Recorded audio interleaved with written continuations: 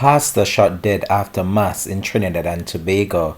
Hi again and welcome. This is Links 007 TV News Report, and we'll be right back with the full details to come. Welcome to Links 007 TV News Report, providing you with the best in local and international news updates. This is a place where you can get the most reliable and informative news information. Links 007 TV News Report.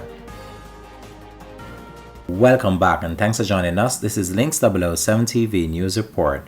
A pastor was shot dead last night in Marabella. The deceased has been identified as Kerwin of Plenty and Spark. Police told reporters that at around 8:45 p.m. yesterday, he was driving his Toyota Axiom motor car, driving out of Jack Street when a group of men along the roadway opened fire on the vehicle.